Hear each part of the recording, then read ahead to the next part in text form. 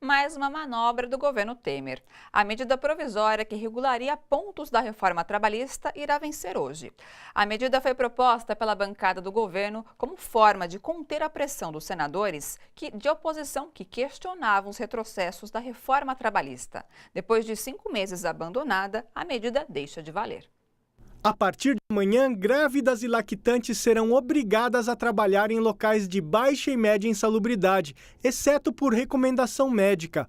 Autônomos poderão ser contratados com exclusividade por uma empresa sem necessidade de registro em carteira. Trabalhadores poderão ser demitidos e recontratados imediatamente como intermitentes, sem garantia de salário. Tudo isso poderá acontecer porque os deputados não aprovaram uma medida provisória do governo Temer que modificava alguns pontos da reforma trabalhista. Como a medida provisória completou 5 meses hoje e não foi aprovada, automaticamente ela perde a validade.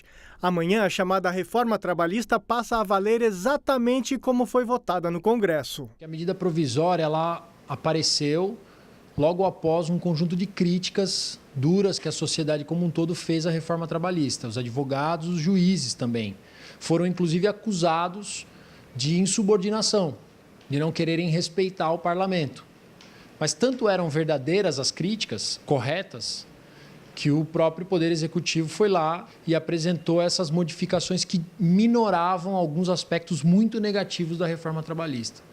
Mas também firmavam outros, no sentido de garantir que essa reforma passaria goela abaixo. Para o advogado, a reforma trabalhista, que já está causando uma bagunça jurídica, vai se complicar ainda mais com a não aprovação da medida provisória. Para ele, o brasileiro precisa combater essa reforma, que além de retirar direitos, é inconstitucional. Nós defendemos o seguinte: não aceitemos a reforma trabalhista. Porque o direito não é o texto escrito somente. Essa é uma das fontes. E o texto não é uma coisa clara. Aliás, o português dessa reforma trabalhista é paupérrimo, não dá para entender, gera uma série de inseguranças. Não foi feito com base na técnica, com base na evolução do direito do trabalho, nem com base nas reivindicações populares.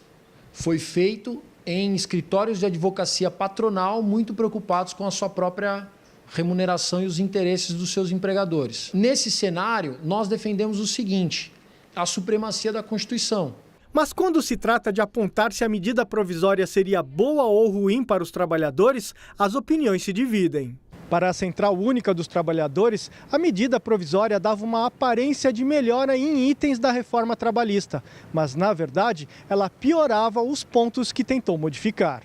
É uma falsa promessa que o governo fez quando a votação estava no Senado, da reforma trabalhista, naquela confusão no último dia no Senado, onde os nossos senadores que defendem os trabalhadores estavam pressionando muito para não aprovar a reforma.